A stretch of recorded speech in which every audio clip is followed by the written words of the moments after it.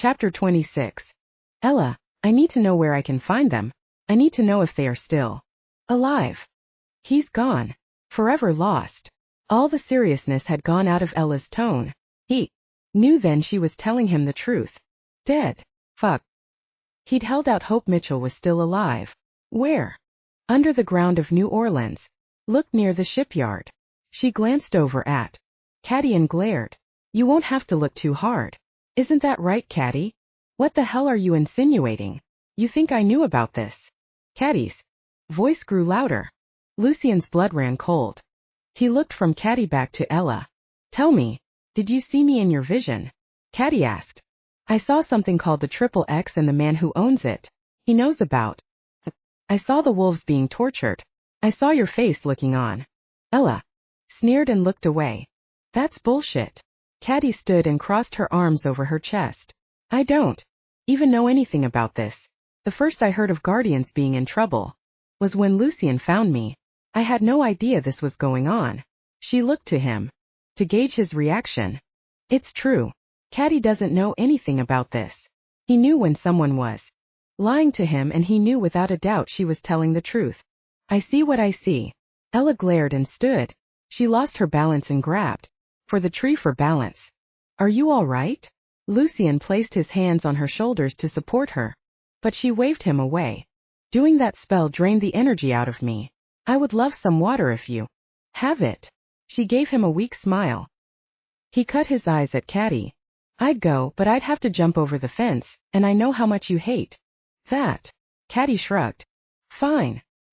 He held Catty's gaze before heading back to the bike. He jogged toward the gate.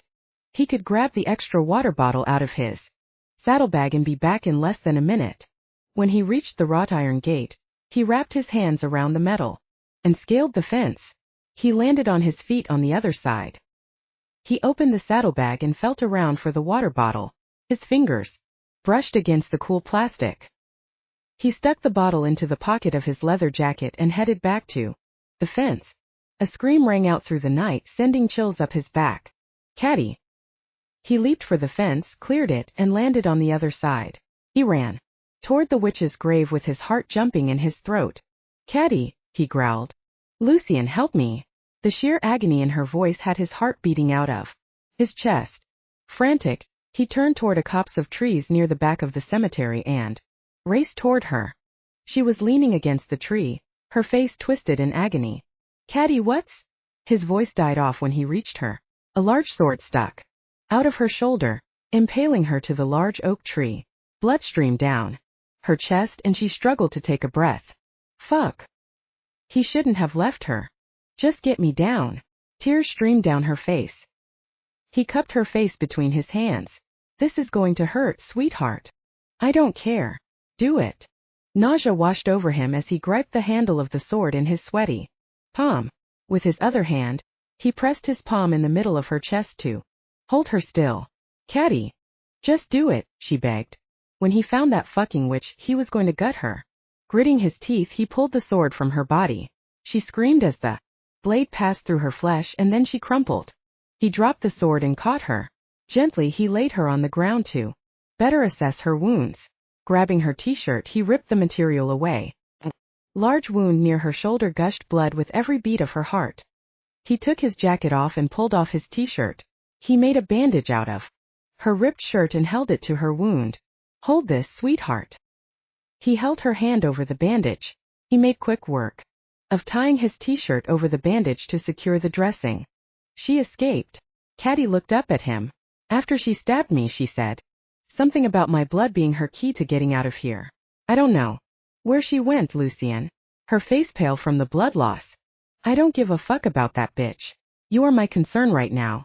Right now. I need to get you out of here. He looked up and fixed his gaze on the fence. In the distance, there was no way he could scale the fence with her. She didn't have the strength to hold on. I'm sorry, she whispered. For what? He brushed the sweaty hair out of her face. For letting her go. For messing this up. Baby, you didn't mess anything up. His voice cracked as emotion filled his chest. He had to get her out of here. I need to go get my bike, okay? Do you think you can ride? I can hold on with one hand. She nodded weakly. He pressed her hand harder on the dressing and she flinched. Keep pressure on this, okay? I'll be right back. He raced across the cemetery, the adrenaline pumping through his heart and into his limbs. When he reached the fence, he jumped, clearing it with one leap. Landing on his feet, he looked at the lock on the gate. He grabbed the lock and pulled. The metal twisted and groaned in his hand until it fell free to the ground. He swung open the gate and ran back for his Harley. He started the engine and the bike roared to life. Gunning it, he headed inside.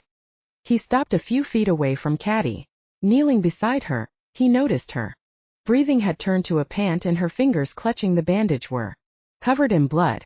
I won't die from this. The sword wasn't silver. She gave him a small smile. Werewolves didn't die from most wounds. But she was still in agony. She didn't deserve that. I'm going to pick you up. You are going to have sit in front of me facing backwards. That's the safest way I can hold you on the bike. Okay? She gave him a painful smile. Like something in a movie. Yeah, something like that. She stifled a moan as he gathered her in his arms and carried her to the bike.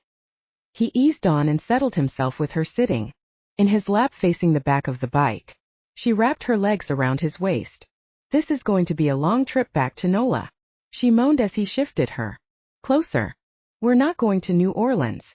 He needed to take her somewhere isolated. Somewhere they wouldn't draw the attention of humans. It was a place he'd visited in the summer as a child. It was a place he never thought he would return to. But for her, he was willing to risk anything. Chapter 27. Catty tried to tighten her hold on Lucien as he tore down the highway, but her strength was slowly leaving her. The pain was unbearable and all she wanted to do was sleep. If she ever found Ella again, she was going to rip her spleen out through her mouth. After Lucien went back to the bike, Ella had fallen to the ground. She'd bent down to help Ella up. The second she was on her feet, the witch had said a few words and Catty found herself flying backwards into a tree. As she struggled to catch her breath, the witch was suddenly in front of her with a sword. Ella leaned in close and she actually looked a little sad. I'm sorry, Catty. It won't kill you, it's not silver. It'll hurt like a bitch. But I need your blood to be able to leave this hell I'm stuck in. Like lightning, Ella drove the sword through her shoulder and pinned her to the tree like a bug. White-hot pain tore through her shoulder as she screamed. That seemed like an eternity before Lucien was there, standing in front of her looking scared to death. She didn't think it would have hurt any worse to pull the sword out. But she'd been wrong. Stupid bitch. What? Lucien leaned his head closer as he drove down the dark highway. I'm going to kill that witch if I ever see her again. You won't have to. I'll beat you to it. He growled and lowered his speed. He made a turn onto a dirt road. We can't be in New Orleans yet. No, we are going somewhere else so you can rest. She shook her head against his chest as tears fell down her cheeks. We don't have time. We have to get back to New Orleans to stop whoever is doing this horrible thing. We'll stop it. We will just take another day to do it. He cradled her close with one arm as he slowed his speed. Where are we going? Someplace special. Someplace I've never taken a woman. Home to mommy? She tried to laugh but it hurt too damn much. Actually. He hit a rut in the dirt road and pain seared through her body. Nausea welled up inside her stomach. Her head began to swim and she tried to stay conscious, but it was no use. Blackness descended upon her and sucked her into delicious oblivion, away from the reality, away from the hurt, away from the pain. Catty. Lucien felt her go limp in his arms and he tightened his hold. Her heart beat against his in a slow and steady beat. The large house in the distance loomed ahead, in all its grandeur. Although it wasn't his childhood home, it was pretty damn close. It was his grandparents' home. After his grandfather retired, he'd built his own mansion. Only this one was hidden on acres and acres of land. His grandfather had prided himself on privacy and made sure to keep his family protected from the prying eyes of humans. The house was illuminated as he pulled into the paved driveway. He hadn't expected anyone to be here. His grandparents had died when he was a teenager, and the house had passed to his parents. As far as he knew, they didn't come much. But that was years ago. And times could have changed. Time had certainly changed him. He killed the engine and set the kickstand. Holding Catty tight against his chest, he got off the bike. She stirred but didn't awaken. The tall live oaks seemed to whisper to each other as the breeze rustled the leaves and settled across the yard. He hurried toward the front door. Music from the living room drifted outside. He could see through the large windows numerous couples laughing and talking. There weren't any cars in the driveway, which meant the cars had been valeted around to the back near the 6-car garage. He took the steps 2 at a time, and before he could reach for the doorbell, the large ornate doors swung open. The woman he'd known all his life stood there dressed to the nines and holding a glass of white wine. Despite the fine lines around her eyes, she was still a gorgeous woman. Her gaze met his, her mouth dropped open, and she went white at the sight of him. Lucien. Her voice trembled. He felt like a specter returning to where it had once lived but was no longer wanted. Mother. Her eyes darted to Catty and then back to him. He opened his mouth and uttered the 5 words he swore he'd never say to her again. Mother, I need your help. He sat on the edge of the bed he'd slept in as a child. The glow of the bedside lamp cast a soft light on Catty's face as she slept. She hadn't woken since he laid her down. The door creaked open and his mother hurried in with a plastic first aid box. Was she shot? She frowned and sat on the other side of the bed and opened the first aid box. She dug out some gauze and tape. No. She was stabbed. She jerked her head up. Was it silver? Thankfully no. But I'm sure it still hurts like a bitch. Lucien language. His mother pressed her lips together and gave him her best stern look. Still worked. A twinge of guilt hit his stomach. He shifted under the weight of her stare but continued to look at Catty. I need to see the wound. You should leave so I can take her shirt off. He gave his mother a look of incredulity and shook his head. I'm not leaving. I'm guessing you two are more than friends. His mother's voice was tight. No way was he going to have a sex talk with his mother. No way. I care for her. If she wakes up, she won't know where she is and I don't want her to be afraid. So I'm sorry to disappoint you, Mother, but I'm not leaving. His mother's silence weighed down the room. Are you mated? She finally asked. No, as much as he wanted to be bound to Catty in this life, he wouldn't give himself permission to dream, after he'd put her in danger of that which she probably never wanted to see him again. Who could blame her? His mother cut her gaze to him. What's her name? Catty. His stomach twisted in agony. He hated to see her like this hurt. Because of him. Catty, his mother spoke softly. I'm going to remove your shirt so I can tend to your wound. She didn't make a sound. The only visible movement was the rise and fall of her chest as she panted while she slept. She can't hear you, Mother. You don't know that. Besides, on the off chance she can, I want to reassure her of what I'm doing so she isn't afraid.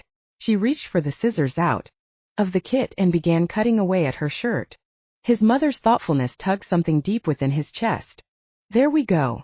She set the scissors down and removed what was left of her shirt. She quickly reached for the sheet and covered up Catty's naked breast. He'd forgotten to warn her about Catty not wearing a bra. He rubbed the back of his neck. It was really hot, Anne. Well, I suppose if my breasts were that perky, I'd go around free as a goose, too. His eyes widened. She chuckled at his embarrassment. Lucien, I'm kidding. I know, I just never heard you talk like that. Growing up you were so. He shook his head as a grin grew on his lips. Hard? Unloving? Tough? She stopped what she was doing and looked up at him. The faint lines around her eyes and mouth made her look frail. She didn't look like the same woman with a backbone of steel who'd raised him. I was going to say proper. She frowned and nodded before attending to the wound. Being proper isn't wrong, Mother. I should have been more loving with you and your brother. She shook her head as she placed the gauze over the wound and taped it down. The bleeding had stopped and soon it would heal. Maybe if I had, then our family wouldn't be fractured. She gently tucked Catty's arms under the sheet and pulled the coverlet up to her chin. I should have been more patient with you both. He laughed. I don't think it would have helped. We were both hell on wheels. It's amazing we made it through high school. If you only knew half the shit we used to do. Language. His mother scowled. Sorry. He stood and walked over to the window. Laughter and loud voices drifted up to him from the yard where couples were getting into the vehicles. The butler had valeted from around the back. Don't you need to go say goodbye to your guests? He looked over his shoulder at her. No, she smiled. I already told James to tell them I had a migraine and to make my excuses. Is James still alive? Lucien arched his brow at the mention of their butler, who had been with them since he was a child. Unlike them, he was human. Don't be rude, Lucien. His mother stood and straightened her shoulders. Sorry. He ducked his head and looked back at the cars pulling out of the driveway. Is father home? He's away in Charleston on business. Some things never change. He turned away from the window. I would have figured since you two didn't have kids at home, you'd be traveling the world together. I don't think we could still be married if we were forced into each other's company every day, Lucien. She shook her head. He looked at Catty. I think being with someone every moment would be heaven. Silence hung between them. Come on. She opened the door and waved for him to follow. I'm not leaving her. Relax, honey. She's not going anywhere. Come downstairs with me. It's been a while since we've talked. He looked back at Catty and then at his mother. Come on, dear. Let her rest. She waited patiently by the door. Besides, I think there might be some homemade sugar cookies left over from the party. I remember. They were your favorite when you were a boy. A small smile tugged at his lips. Nostalgia washed over him and he took a step toward the door. Looking back at Catty, he nodded. Okay, but leave the door open in case she needs me. His mother nodded. I will, sweetheart. Chapter 28. Lucien bit into his fourth cookie and let his gaze scan the kitchen. Looks like you redecorated. Again. The cabinets were new and glazed a soft cream color. The hardwood floors were the same, but the granite countertops had been replaced with white and gray quartz. New colorful window treatments decorated every window and gave the room a cozy French vibe. Yes. Well, with no children at home anymore, I get bored. She held the crystal glass at the stem and took a sip of her expensive wine. It's either drink all day or decorate. So I decided to do both. He laughed. His mother had always had a dry sense of humor, but now he realized how much he had missed her. It looks good on you. She nodded. What? He glanced down at himself. The smile. I'm guessing she's the reason for your happiness. She looked at him from under her lashes. He fidgeted. Would that be so hard to imagine? A female wanting to be with me. She sucked in a breath at his words. Setting her wine glass down, she went over to him and put her hands on either side of his face. Lucien, that's not what I meant. Any female would be lucky to have your love. Guilt stung his gut. He dropped the cookie on the platter and met her gaze. Forget about it. It's not important. It is important. Her voice cracked with unshed tears. You're my son and I love you. I never wanted to make you feel unloved. Don't waste your breath, mother. Lucien is being whiny, aren't you, brother? Lucien's blood ran cold and every muscle in his body tensed at the sound of his brother's voice. His heart rate sped up as he eased off the bar stool and stood. He'd known this moment would one day come. He'd expected to be better prepared. To have a showdown with one of the 3 assassins of Louisiana. Lorcan. He turned and faced his brother. He wore black leathers over his black jeans. His biker boots and his black leather jacket both were covered in studs. Lucien. I'm surprised to see you here. Lorcan narrowed his eyes and curled his hands into fists. He had the same dark hair and blue eyes as Lucien, but that was where the similarities ended. Just dropping by for a visit, he lied. You never have before. He cocked his head. Why start now? Lorcan took a step forward. I asked him to come visit. His mother spoke up. Lucien blinked but said nothing at the blatant lie. She stepped between them and placed a palm on both their chests. Stop it, you two. This is the first time in years you're both home at the same time, and I won't allow any fighting in this house, do you hear me? You shouldn't have come back, Lucien. Lorcan curled his fingers into fists and lasered his gaze on Lucien. The hatred in his eyes matched the tone of his voice. Why? Lucien's heart pounded and his hands ached to punch Lorcan in his pretty face before sinking his teeth into his flesh. The pain he intended for his brother would be slow and long.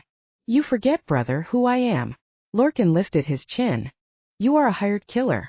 No one has forgotten. Lucien sneered. You think what you do is more honorable? Lorcan walked toward him. Working for a packmaster who tells you what to do and where to go? How's being a servant working out for you? I serve and protect the pack of Arkansas. And here you are back in Louisiana, in a state no longer your home. Lucien picked up a cookie and popped it in his mouth. He chewed thoughtfully before he spoke. Tell me, brother, what is it exactly you do for Barrett Middleton? You can't be a guardian because I saw to that years ago. White-hot rage shot through Lucien's body at volcanic speed. He lunged and grabbed Lucien around the neck. He pinned him against the wall as he felt his body began to shift into wolf. Stop it! His mother shouted. Lucien grinned and lifted his feet. He kicked Lucien in the chest. Lucien fell back onto the ground, his head smacking into the hardwood floor. Lucien landed on top of him, knocking the breath out of his lungs. He twisted his body and grabbed Lucien in a choke hold.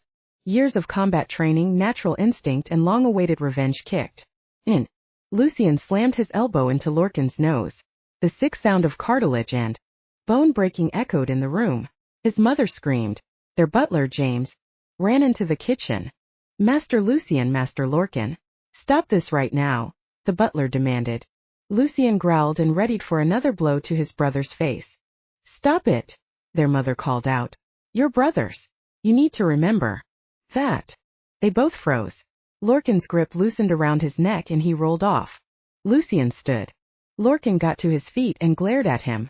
A stream of blood dripped from his now broken nose. He wiped at the wetness with the back of his hand but didn't take his eyes off Lucien. Not changed a bit, I see. James shook his gray head and looked at the floor in disappointment. He still had his black and white butler attire on from the party. I'm sorry, Mother, Lucien admitted. You should have better control over your emotions by now, brother. Lucien taunted. You shouldn't aggravate him, Lucien, James said as he handed him some paper towels for his nose. Lucien scowled at the old man. Lucien, what are you doing here anyway? It's been months since you last visited. His mother wet a dish towel and dabbed at Lucien's face in an attempt to wash the blood away. He ducked his head. I got back from an assignment and thought I'd spend the night here. Lucien's heart sped up. If Lucien stayed, he'd find Catty. No way in hell was he letting his brother get near her. He'd kill him first. You mean you killed someone? Lucien shot back. Lucien smiled and met his gaze. I prefer assassinated, since I am an assassin. Oh, Lucien. His mother's tone dripped with disappointment. It's an honor to be the mother of an assassin, Mother. Lucien cut his gaze up at her. It's an honor to be the mother of a guardian, Lucien added. Lucien's face clouded with rage. And tell me, Lucien, how is it you're a guardian and yet you don't hold the guardian tattoo? Lucien grinned evilly. Did Barrett make you a guardian out of pity? Lucien growled and lunged, but his mother stepped in between them. Enough. I won't have this in my house. She glared at both of them.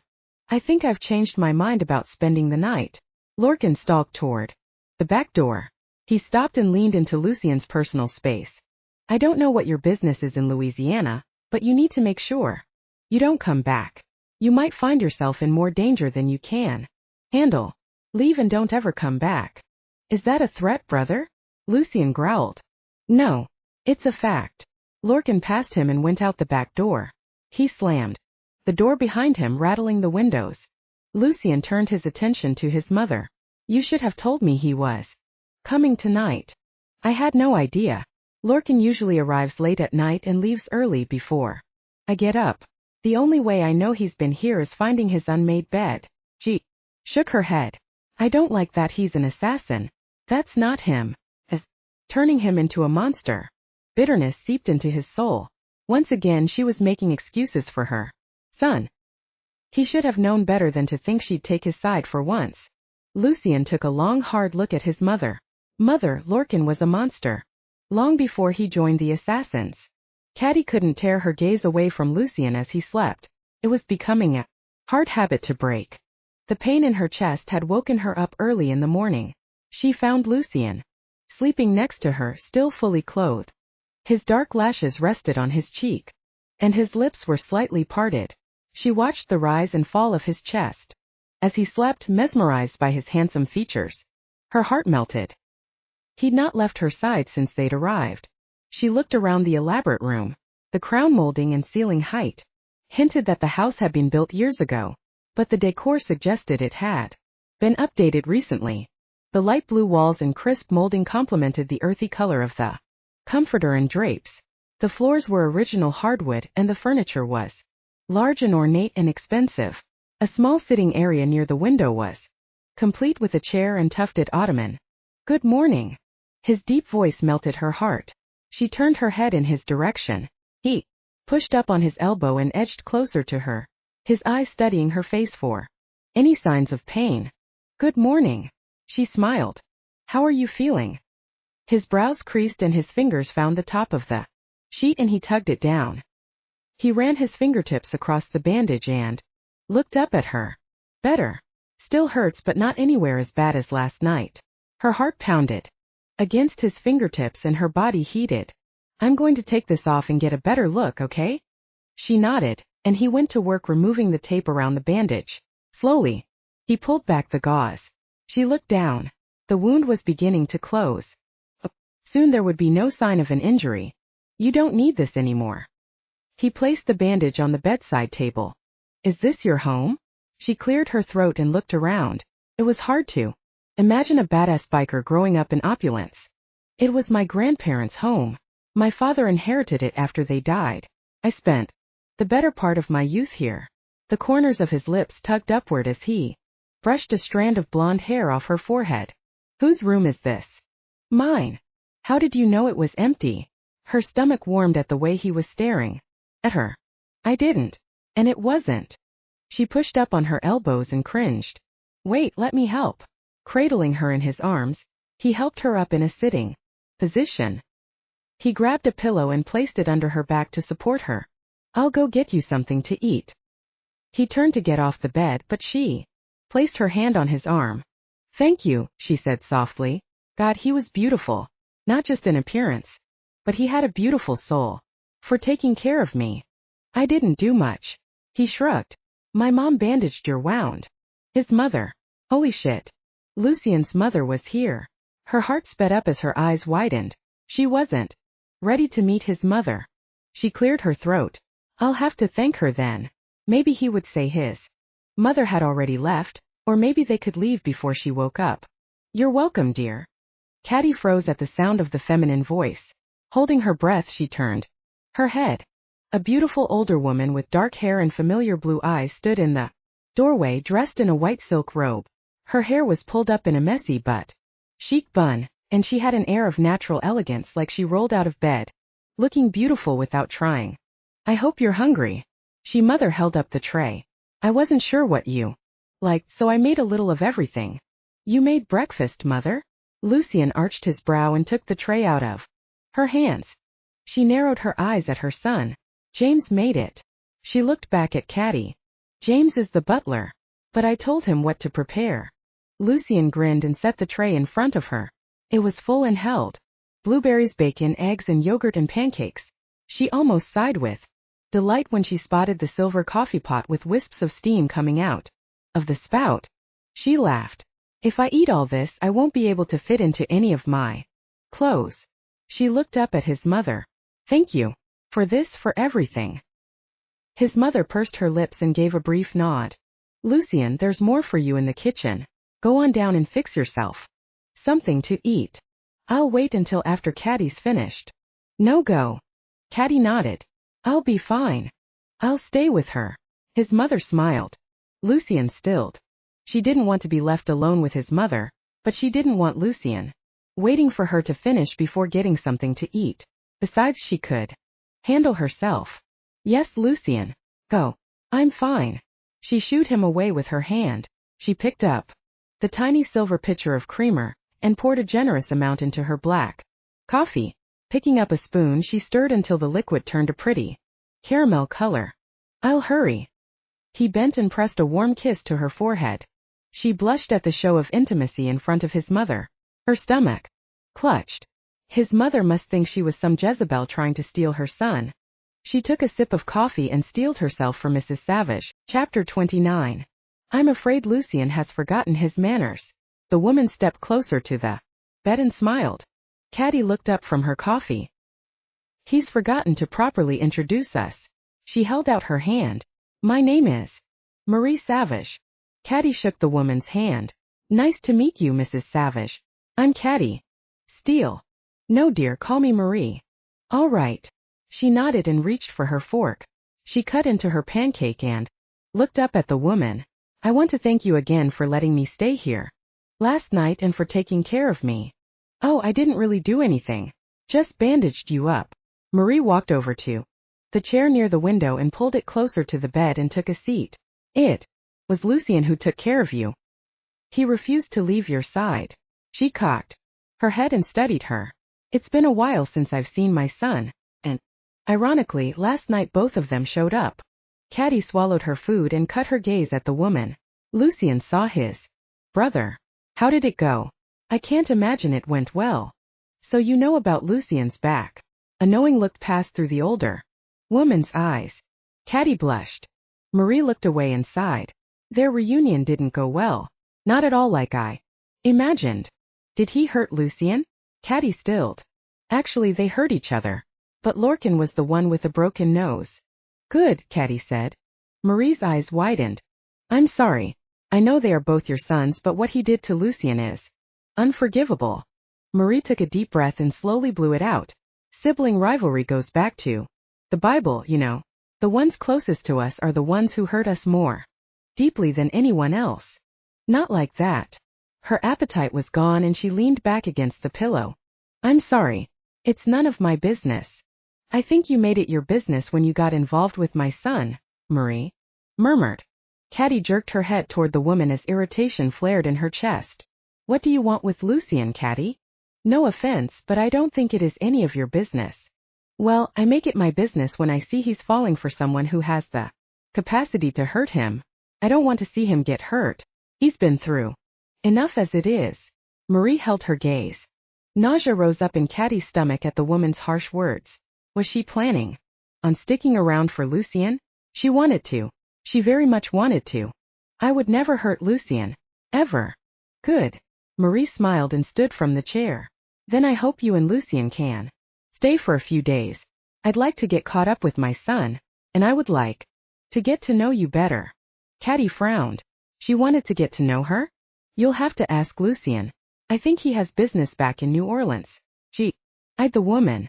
But maybe later. After his business is done. Marie smiled. The joy reached her eyes. I would love that. She headed for the door and then turned. And Catty, it was a pleasure to meet you. Lucien stopped his mother as she came out of Catty's room.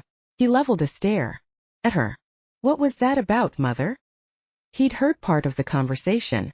He'd been tempted to interrupt but had been curious to hear Catty's answers to his mother's interrogation. She patted his arm and smiled. That was a mother testing the girl my son loves. And I'm glad to say she passed the test. I like her, Lucien. I like her. A whole lot. Lucien opened his mouth and sighed. His mother kept up appearances. It was how she was raised and what she'd instilled in her sons.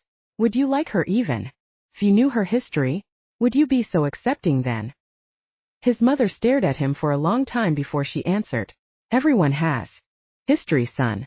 It's what you do with the history that determines your future. The greatest of men have walked through the fires of hell. She nodded at the bedroom. That girl of yours is a survivor. My advice to you is don't let her go. He watched her walk down the stairs toward the kitchen.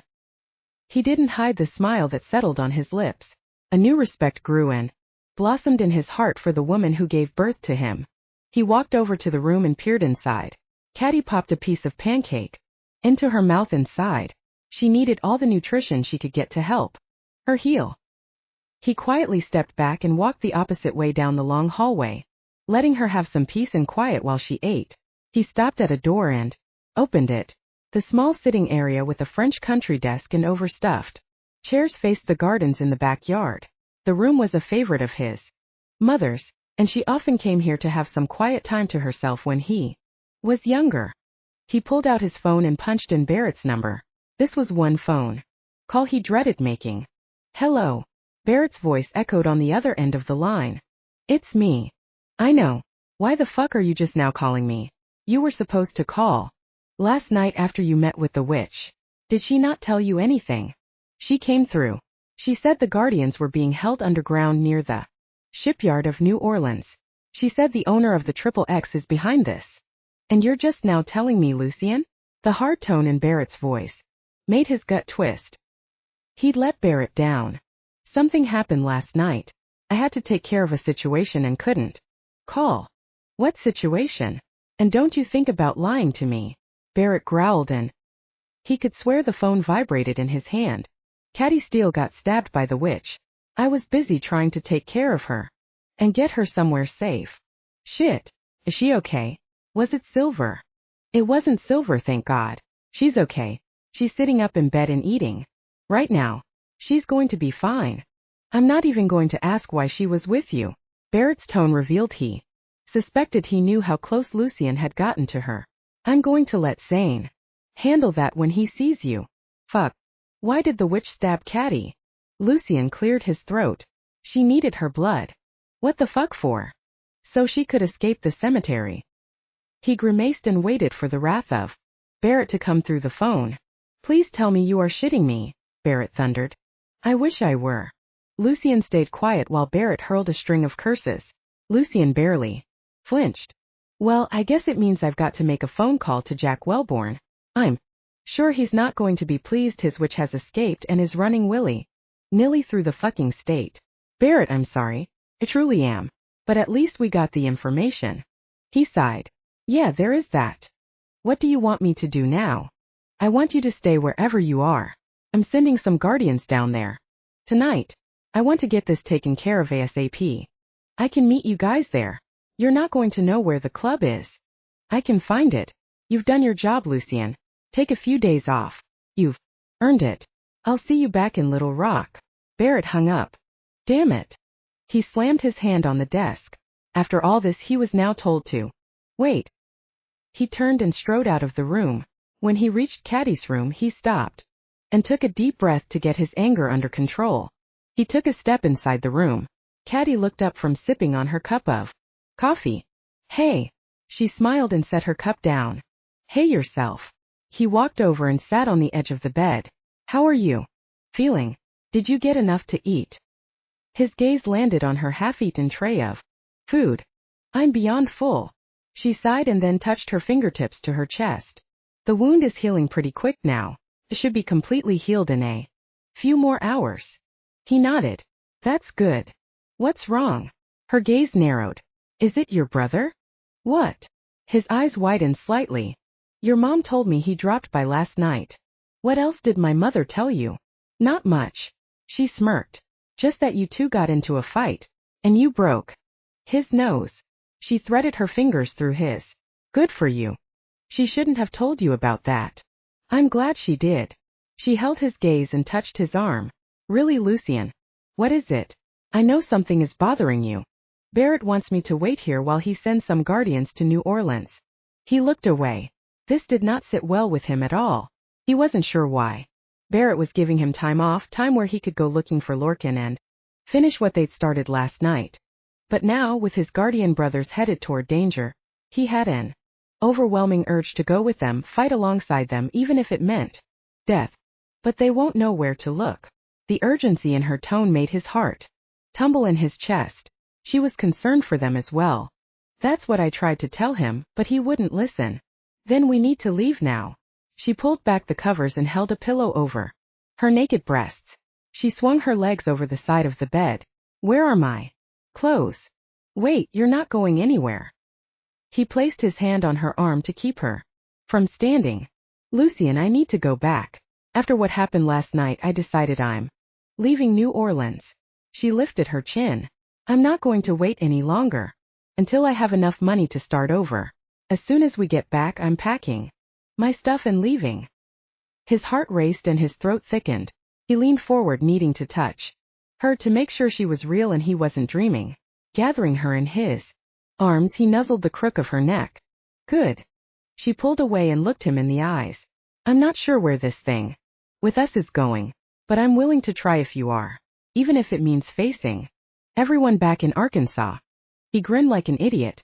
It was too good to believe. She was coming home with him. Picking her up, he placed her on his lap. Cupping her cheek, he gently placed a kiss on her lips. She sighed and leaned in. I take it you two are getting ready to leave, his mother called from the doorway. Catty squeaked and covered her breasts with her hands. Lucien scowled and wrapped his arms around her to hide her nakedness. We are. Catty, you're going to need a shirt since I cut yours off last night. I don't have any t-shirts, but I have something that will work. She headed off in the direction of her room. Oh my God. Your mom must think. My mom must think I'm the luckiest guy in the world to have a female like you. He looked down at her and smiled. She pulled him in for a kiss. So let's go finish this thing so we can start living. Chapter 30. Is everyone here? Barrett looked around his office at all his guardians. Yes, except Braxton. He's back in Eureka Springs, Damon said, and he leaned against the wall next to Jaden. That's fine. You guys are the ones I need to talk to. Is this about Lucien being in New Orleans? Jaden blurted out. Lucien is in New Orleans? How the hell do you know that? Jackson glared. Because Haley and Granny saw him while they were there shopping for wedding stuff.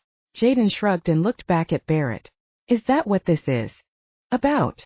Barrett closed his eyes and counted to 10. Granny. She was going to be the end of him. She had a bigger mouth than jaws and was more crafty than any private investigator he'd ever seen. Maybe he should offer her a position. I need to tell you something. I've got some news you all need to know about. He looked around the room at Damon, Jaden, Jackson, Riker, and Zane. He'd never betrayed one of his men before. They were, after all, his brothers. But now was no time to keep secrets. I sent Lucien on a mission to New Orleans. Something has been going on with the Arkansas Guardians, and I needed him to go alone and see if he could find something out. Like what? Like Guardians going rogue. Zane cocked his head. Like Guardians going missing. He kept the emotion out of his voice. He had a lot to tell them, and he didn't need emotions getting in the way. The room grew silent. Maybe they can't contact you, Barrett. I know I've been working a case where either I don't have reception or calling would put me in danger. Damon shrugged. There's more. He stood from his desk. I got a package in the mail with no return address. When I opened it, it was Jaime's guardian tattoo. They'd skinned him. Are you fucking serious? Damon pushed off the wall and fisted his hands. The other guardians let out low growls and curses under their breath. He could feel their anger rolling off them in waves. DNA tests confirmed it was Jaime's. And then a few days later I got his middle finger mailed to me. Why the hell didn't you tell us sooner? Jackson narrowed his eyes. Because I knew if I did, you all would go off half-cocked and get yourselves killed. He glared at Jackson. Just like I knew you were back in your room, packing to go find Lucien. That's why I sent Riker to stall you. I wasn't even sure who was behind this or where it was taking place, Barrett continued. The only thing I had to go on was that Jaime guarded the lower part of the state, and he was from Louisiana. So that's where I sent Lucien. He needed backup. Why would you send him alone? Jackson thundered. I couldn't send any of you with him because if they caught you, realized you were a guardian, you'd end up like Jaime. Dude, and what do you think they'll do if they catch Lucien? Zane frowned. Lucien is different. He looked at the ceiling and then back at his men. If they caught Lucien, they wouldn't find the identifying guardian tattoo on him. I don't understand. Damon shoved off the wall. He's one of us. He's got the tat like the rest of us. No, he doesn't, Barrett stated. Silence filled the room. Why not? Jackson asked.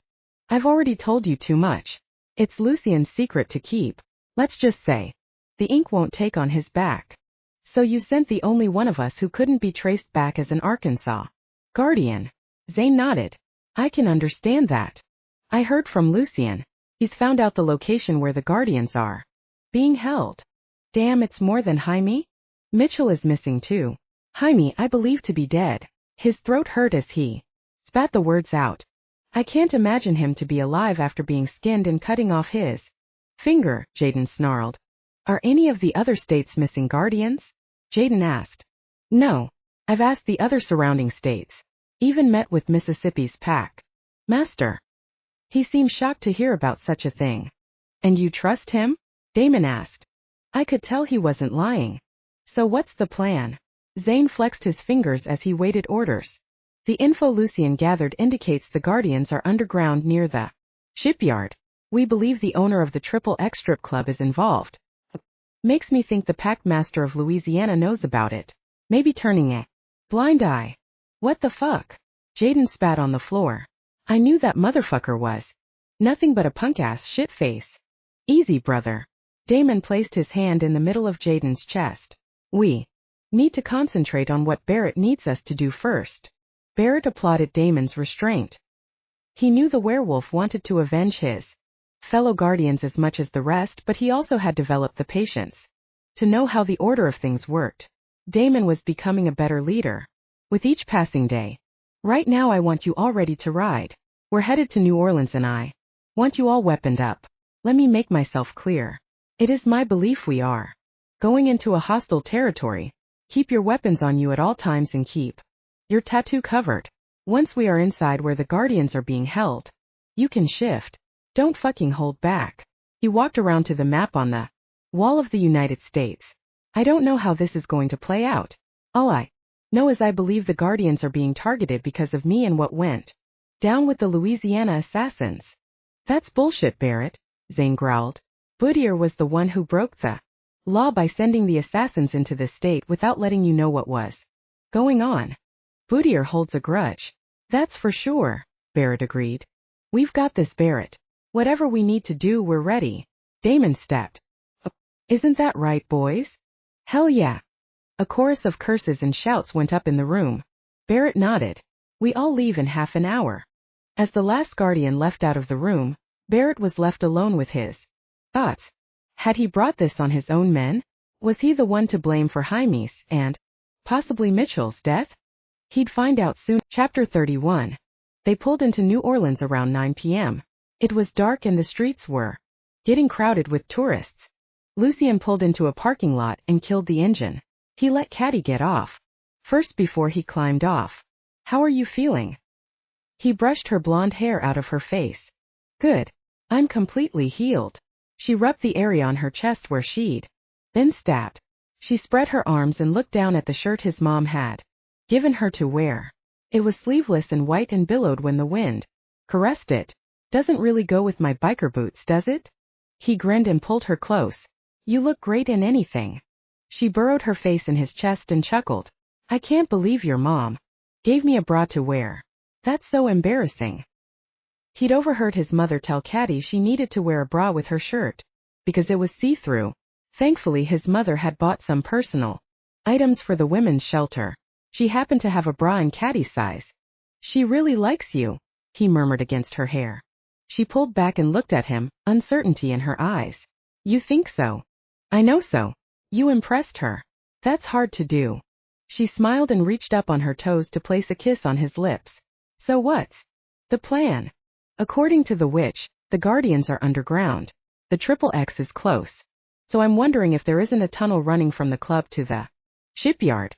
I remember when I first got here I was talking to a waitress who said bad stuff happens at the Triple X. She was a wolf and she was trying to warn me about even going to the club. He looked at her and frowned. Do you know of any rooms in the club that have an underground compartment or some way to get underground? No, she shook her head. Wait. The rooms near the back of the club where they do lap dances. There's a room in the back that's always locked. None of the girls are allowed to go in there. They said it's where the supplies are kept. She looked at him. Or so they've told us. It's worth checking out. In the meantime, go back to your place and get your stuff packed. I don't know how long this is going to take, but once this is over, I'll come get you. So pack light. He grinned. I will. There's not a lot I want to bring with me. Her eyes lit up. Want me to walk you back to your place? Nah. I've got it. She kissed him long and hard. Lucien, please be careful. I always am. He watched her walk in the direction of her apartment until she disappeared. Around the corner, he fished his cell phone out of his jacket pocket and pulled up Barrett's number. He sent a quick text regarding the possibility of an underground tunnel leading from the Triple X toward the shipyard. It was his only lead on where they would be holding the Guardians. He pressed send, turned his phone on silent and tucked it away in his pocket. He needed to get to the club before his Guardians did to see if Catty's hunch panned out. He grabbed his .9mm out of his saddlebag and tucked it in the back of his jeans.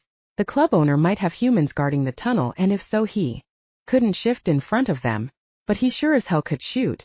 Catty dumped the contents of her backpack out on her bed and glanced around the room. She would need something bigger if she wanted to cram as much stuff in as she could. She knelt by the bed and pulled out a duffel bag. It was bigger and could be attached to the back of her seat on the Harley. Excitement pounded in her chest as she packed her laptop and then opened the drawers on the small dresser. She couldn't take all her clothes, so she decided on the essentials: underwear, bra, 3 pair of jeans, and some shirts. She glanced down at her feet. She would wear her biker boots and could pack her tennis shoes. She opened her closet and rifled through the numerous jackets. Her fingers landed on the soft black leather of her favorite jacket, and she quickly tugged it off the hanger and tossed it in the bag. She pulled a chair over to the window and stood on it. She pulled the curtain rod down and stepped off the chair. She unscrewed the finial on the end. She smiled at the roll of $100 bills stuffed inside. She'd saved as much money as she could for months now. She didn't understand her compulsion at the time, but now it made perfect sense. Long before she accepted the fact she was leaving, she was making her escape. She laughed as she dug out the roll. She quickly counted the money on the floor. When she was done, it was close to $3,000. Not much, but more than enough to get her through until she found another job. A respectable job. Hope swelled in her chest and crested. She was on her path to a new life. She was getting her do-over. She was getting it with Lucien. She grabbed the money, wrapped it in a rubber band, and tossed it in her bag. She glanced at the time. Mrs. Willis. She needed to go see Mrs. Willis before she left. She didn't want the old woman to think she'd abandoned her. Setting her duffel by the door, she grabbed her keys and checked the time. She'd make a quick trip to say goodbye to Mrs. Willis and then come back and wait for Lucien. Then she was going to start living. She hurried out the door and made her way downstairs. As she stepped outside, she inhaled deep. A sense of hope for the future settled around her. Smiling, she took off in the direction of Mrs. Willis's house. As she got closer, Catty kept to the shadows so she wouldn't draw attention to herself. It was after 10 and people were hanging out on the street in front porches. Mrs. Willis's house came into view. She waited until the men on the porch next door finished their cigarette and headed inside before running over to Mrs. Willis's house. Her heart banged in her chest as she knocked on the front door. After a few moments, Mrs. Willis called out, "Who is it?" "It's Catty, Mrs. Willis. Can I come inside?" She pressed her hand to the door. As she spoke, one of the men next door had come back outside and was watching her with interest. "Catty." Mrs. Willis fiddled with the locks before throwing the door open. "Dear, is everything okay?" "Yes, ma'am." She stepped inside and shut the door behind her. "It's late. You shouldn't be over here this late at night," Mrs. Willis chided. "I know, but this couldn't wait until morning." "Well, come on into the living room." She led the way, tapping her cane against the hardwood floors. "I don't have much time. I just wanted—" Catty's voice trailed off when her gaze landed on Shelley sitting on the couch. The girl looked up and shot her a glare. Shelley dropped by for a visit as well. Mrs. Willis smiled. "I see." Catty forced herself to smile at the girl. "Hello, Shelley." Shelley arched her brow as she silently studied Catty. Shelley brought a friend over. "He must have gone to the bathroom." Mrs. Willis smiled. "Would you like some coffee, dear?" "No, I'm fine. Listen, I just wanted to come over and tell you I'm leaving." The hurried words came out in a rush of excitement. "You are?" Mrs. Willis seemed taken aback. "But what about your job?" "Yeah, Catty. What about your job?" Big Mike walked out of the kitchen and into the living room. Shelley stood up and wrapped her arms around his waist as she nuzzled him close. Catty's heart nearly stopped in her chest. "Big Mike, what are you doing here?" she murmured. He'd heard everything. She wrapped her arms around herself to keep Big Mike from seeing her tremble. "Catty, this is Shelley's friend, Michael." Mrs. Willis's smile faded. "Now, tell me more about you leaving, Catty." "Mrs. Willis, I had no idea you knew my friend Catty," Big Mike said. He kept his focus on her, searing her with a glare. "Why, me and Catty go way back." "Is that so? It's a small world." Mrs. Willis eased into her chair. "Tell me, Catty, where are you moving to?" Probably to some little town no one's ever heard of, Shelley murmured. I don't. Her heart thundered in her chest as Big Mike lifted his shirt, revealing a large gun on his side. Her mouth went dry and she couldn't find the words to speak. I think this calls for a celebration. I'm gonna take Catty out for her last meal here in New Orleans. He looked down at Shelley. Shelley, go ahead and start the car. We'll be out in a minute. Shelley shot Catty a glare. It was clear she didn't want her anywhere near Mike. Stupid girl. He'd brainwashed the college student into thinking she was the only woman in his life. He was probably trying to coax her into stripping at his club. Fine. Shelley took the keys and slammed the door behind her. I don't know. It's really late. Don't you think you should just go on home? Mrs. Willis frowned as she worried the top of the cane with her finger. Big Mike pulled out his gun and aimed it at the old woman's head. No. Big Mike smiled. I mean, no, I don't think it's too late for dinner. I've not eaten, so it's fine. She wasn't sure how she got the words out or exactly what she said. She just didn't want Big Mike to hurt her friend. Good. Big Mike holstered his gun and held out his hand. Let's get going. Then. Bye, Mrs. Willis. Catty gave the old woman a hug and a tear ran down her face. She scrubbed it away with the back of her hand and walked over to Big Mike. She trembled under the evil of his smile. He placed his hand around her shoulder and walked out the door. If you try to run, I will shoot you. Then I'll drag you back to the club and show you what happens to girls who go against me. He whispered near her ear. I'm not a slave. I can come and go all I want. You don't control me. She hissed. He grabbed her by the arm and shoved her inside the car. Shelley turned around and shot her glare. Why is she here? You said you wanted to meet my family. Mike. That didn't include her. Big Mike followed her in the back seat and slammed the door. He looked at Shelley and forced a smile. Sweetheart, I need you to drive back to the Triple X. But, Shelley, if you don't put your fucking foot on the pedal, I'm going to crawl up in the front seat and show you pain you've never felt before. He growled. Shelley blinked and then pulled out into the street. Shelley, I don't know what he's told you, but he's not what he seems. He's a monster. Catty blurted out. Huh. I can't believe you, Catty. You are such a whore. I know your type. You aren't satisfied with the man you got, you want more. You and what's his name? Lucien? He's plenty of man for any girl, but now you want Big Mike too. She glared at her through the rearview mirror. Well, you know what? He's mine. He doesn't care for you, Shelley. He doesn't care for anyone but himself. Big Mike brought his hand down across her cheek. Stars splintered before her eyes as she screamed in pain. Shelley looked over her shoulder, fear creeping across her face. What are you doing? Her voice trembled and her wide-eyed stare looked at them. Shut up or you're next. He glared. Shelley turned around and put the car in drive. You see, I've had someone following you for weeks now, Catty. I knew all about your friend Mrs. Willis. I didn't have a problem with that old bat. But when I got wind of you hanging out with a large biker guy, I knew something was up. It was a stroke of luck when Shelley came into the Triple X wanting a job. Shelley, why would you want to work in a strip club? You're already in college. Catty glared at her in the mirror. I'm not doing well in my classes. Shelley looked at her in the rear view mirror. I'm going to lose my scholarship for next semester. I heard how much money strippers make and hope to make enough to pay for my tuition. You've been taking things from your grandmother, haven't you? Like the silver tray.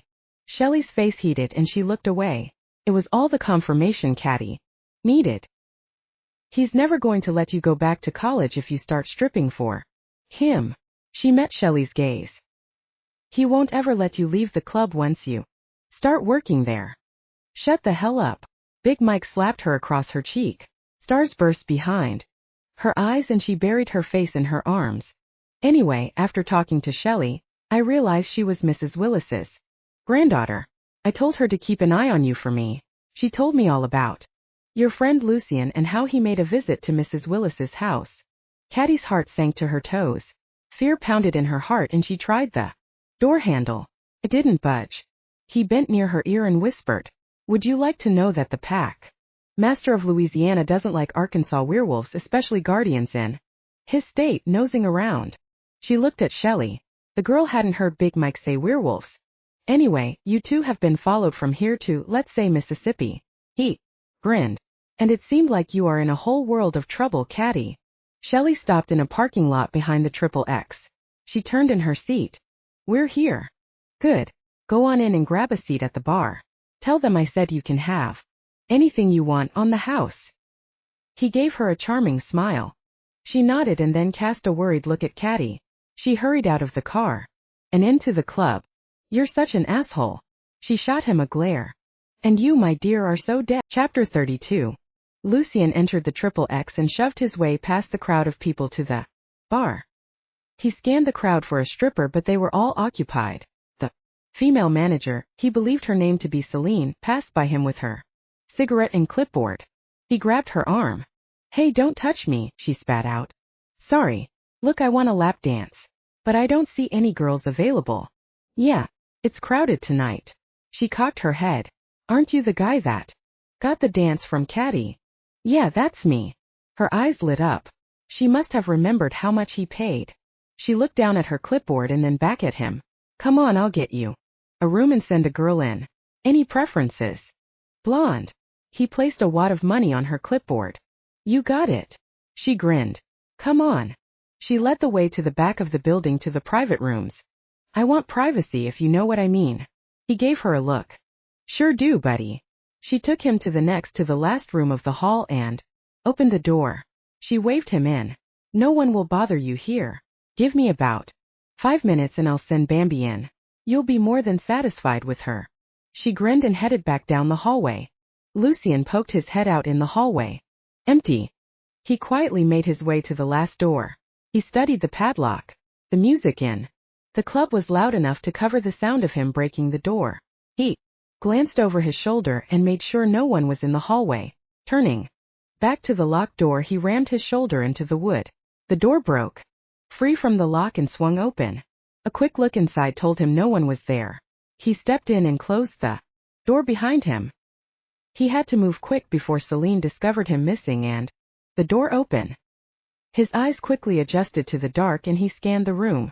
It was small and had a floor-to-ceiling shelf filled with toilet paper boxes of liquor and cocktail napkins. There was a large picture of angels floating around in the sky on the other side of the wall. He looked down to see if maybe there was an opening in the floor that led down. Nothing. Not even a grate. He ran his hand through his hair and gritted his teeth. Frustrated, he punched the wall where the picture hung. A hollow sound reverberated in the small room. He stilled. The wall shouldn't be hollow. He grabbed the picture frame and pulled. The picture swung free, opening up a stairwell behind the painting. Son of a bitch. He dug out his phone and sent a quick text to Barrett with the exact location. Barrett would be angry at his disobedience, but he would deal with that later. Right now he had to save Mitchell if he was still alive. He made his way carefully down the steps. The musty scent of damp walls and mold seemed to seep into his bones. Pain shot through his head and light flashed behind his eyes. He turned in time to see 2 large men hit him again with a metal baseball bat. The last thing he heard was menacing laughter. That's far enough. Big Mike led her inside the club to the storage room. He moved a painting, revealing secret opening into the wall. He led them down underground to a room lit by portable lights run by generators. She gagged as the smell of blood and excrement overwhelmed her. She pressed her hand to her mouth and tried to slow her breathing down. It smelled like horror and death. A moan on the far side of the room drew her attention as her heart beat like a drum. I've got someone I want you to meet, Catty. Big Mike stepped over to the unlit wall. Something moved in the shadows, but she couldn't make it out. He grabbed a floor lamp and angled it to shed light on the wall. She gasped. A man beaten and bloody was chained face first to the wall. His clothes had been stripped from his body and his back had been whipped until blood pooled on the floor. He panted as he struggled to catch his breath. From his scent she knew he was a wolf. Big Mike grabbed the male's hair and forced him to look at her. Recognize him, Catty? She shook her head. No. So you don't know Mitchell. That's interesting. He released the guys hair and walked to the other side of room. I just figured since you knew one guardian, you knew them all. What are you talking about? I don't know any guardians. Did Big Mike know about Zane? Could he have found out Zane was her brother? Let's try this again. Here's a familiar face you might recognize. Big Mike grinned and turned the spotlight on the wall. Nausea rolled up into her throat. Horror settled in her gut as she looked at the man on the wall. All he wore was jeans. His bare feet didn't even touch the floor as the chains that bound his wrists lifted him up into a crucifixion position. His head lolled down and he struggled to speak. He lifted his head and blood ran down his face from a deep cut near his eye. His face was almost unrecognizable from the beating he'd received, but she would know those eyes anywhere. Lucien. Fuck. Barrett growled and glared at his cell phone. What is it? Damon looked over at him as the rest of the Guardians got off their bikes and gathered around the parking lot off Bourbon Street. Fucking Lucien. That asshole went against my orders and went to find the missing Guardians on his own. He held up his phone so Damon could read the message. So there's a tunnel under the Triple X. Zane cocked his head. Why does New Orleans have old tunnels? Because years ago they were going to use it as a way of transportation. That's before the highway and trains took over. And plus there was the flooding issue. Jaden shrugged. So what's the plan? Damon looked at Barrett. The plan is to go in and get all my Guardians out. Barrett looked at all his men. I don't care what the condition the body or bodies are in. I want them back. All of them. You got it, boss. Jaden nodded and flexed his fingers. The other part of the plan is to survive. He met each of their gazes. Do whatever it takes to survive. They nodded at the meaning of his words. He turned and tucked his phone away and hurried toward the club with his men right behind him. Chapter 33. Don't hurt him, Catty cried out. She tried to go to Lucien but two of Big Mike's men came from out of the shadows and restrained her arms. She kicked and screamed but she couldn't get away. Ah, isn't that sweet? Big Mike slapped Lucien's face. I think she likes you, man. You know, I remember a time when she couldn't wait to crawl on top of me and ride me like a horse. Catty's quite the professional in the sack. Wouldn't you say? Lucien growled and tried to lunge, but the iron restraints held him back. You see, Catty, it's important that Lucien see you for what you really are. Just a stripper who will take her clothes off for anyone. Guys like him don't mate with females who are dripping with sin. And that, my girl, is what you are. And you are the devil himself, she spat out. Yes, I am. He stepped closer. If I had known that Jill had started putting ideas in your head, I would have killed that girl sooner. You killed Jill? Why? She didn't do anything to you. Jill got too nosy for her own good. She came in to get her last paycheck and she followed one of my men down here. She hid until after he left when she saw old Mitchell strung up like a Christmas goose. Stupid girl. She was trying to free him when I found her down here. He shrugged. I had to kill her. Didn't have time to bury the body. I'm a busy man and got shit to do. So I told my men to dump her in the shipyard. Let the birds feed on her pretty face. You bastard. Now, that's no way to talk to your old friend. Big Mike looked from her to Lucien. If you thought you had a chance with Lucien, then he was lying to you the whole time. He's a Guardian, you know? No, he's not. She looked from Big Mike to Lucien. He didn't have the tattoo. Guardians always had the tattoo. Big Mike was lying. Big Mike barked out a laugh. Wait a minute. He didn't tell you he was a Guardian, did he? Laughter rolled out of him. That's fucking priceless. Leave her alone. Lucien growled. Lucien? Tell him it's not true. Unease snaked down her spine and she knew. When she met his gaze, he'd lied to her. Why didn't he tell her? If he hadn't been honest about that, what else had he been lying about? I guess he was using you until he moved on to his next piece of ass. Big Mike shook his head. Why are you doing this? She glared at him under her lashes. Torturing Guardians? Big Mike looked at her and cocked his head. Well, because number one, I hate how they are always in my fucking business. Damn. Guardians were always in my club causing problems. They want my girls pampered, no sex and no drugs in the club. They don't understand I have business to run. So I had a chat with Edward Boutier, our own packmaster. Told him I didn't appreciate his Guardians making trouble for me. He actually agreed. Said he was going to get rid of his own Guardians. He glared as he stalked over to a table where numerous knives and operating items were laid out. Number 2, when your packmaster of your home state gives you an order and a hefty salary to hunt down Guardians, you don't question him. How did you capture them? She had to keep him talking. As long as he was talking, he couldn't hurt Lucien. Well, after I got a list of the Arkansas Guardians, I got one of the girls to call Jaime. She said that his mama had been in a car accident and he needed to come on back to New Orleans. He was so worried he didn't even tell Barrett what had happened. Just rode on down to New Orleans. When he captured him, he was in the parking lot of the hospital. Managed to knock him out long enough to get him down here. He smiled. Jaime was one tough fucker. Even after we skinned his back and cut off his hand, that asshole held on for hours. Refused to die. Big Mike shrugged. So I finally cut his head off and had them dump him in the swamp. Mitchell, that's him. He pointed at the figure on the wall. Well, we just got lucky with him. He was on the border of Arkansas and Louisiana, and one of my hired werewolves followed him into a bar, injected him with silver, which weakened him, and then carted him back here for me to play with. Oh my God. She couldn't stop the tremble that ran through her entire body. She was going to die. Lucien was going to die. In a tunnel filled with blood and waste and hatred. How is Edward Boudier's Guardians going to feel about him allowing the Arkansas Guardians to be killed?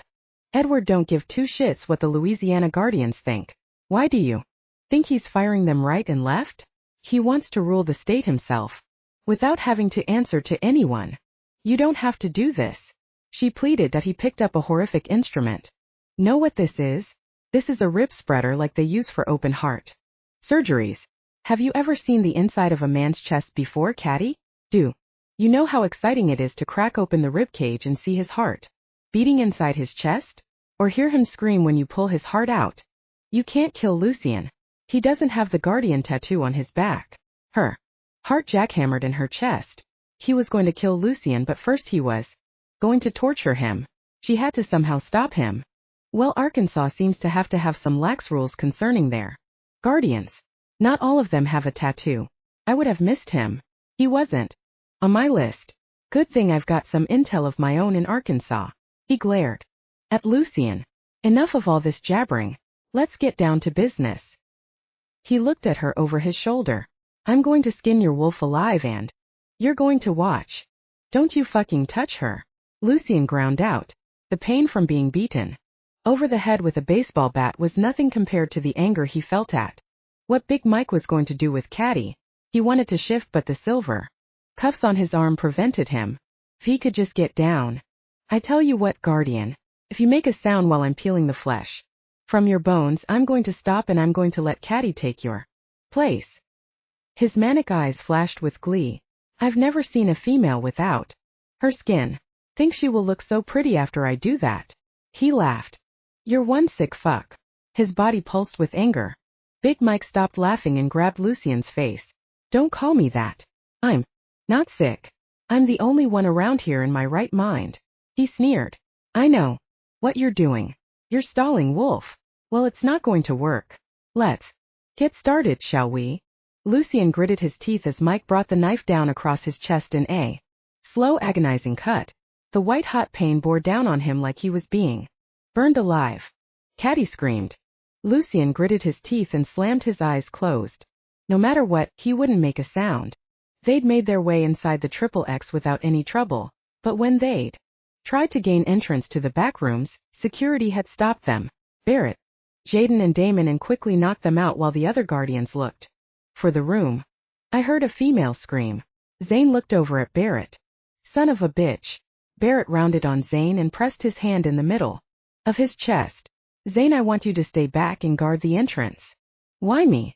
Because I fucking said so. Are we clear? Barrett growled. The last thing he needed was Zane seeing his sister tortured. Yeah, sure.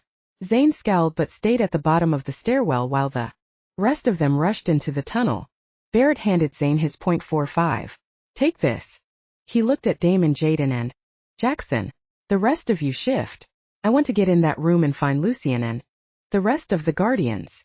Barrett didn't wait for a confirmation from his men before he began shifting into Wolf. The familiar pain and pleasure of his bones lengthening and cartilage shifting shot through his entire body. He could smell Lucien and he could smell blood. Lifting his head back, he growled, shaking the tunnel with his voice. He looked over his shoulder at his men, all in wolf form except for Zane. He nodded once and took off down the tunnel. The tunnel shook around him as his skin was being cut. Lucien trembled as he held in his screams. He kept his eyes squeezed tight, refusing to look at Catty's face. He couldn't see her like that. At least Barrett knew where to come look for his body. If Barrett got here in time, there would be a chance to save Catty. His death would be the only casualty of this mission. That's all he wanted. That's all he asked for. As he sucked in a breath to take the next cut into his skin, a monstrous howl echoed in the tunnel, stinging his ears and rattling his brain. Using all the energy he had left, he lifted his head, expecting to see the devil himself ascending into this horrific hell. What he didn't expect was the enormous wolf that was his pack master.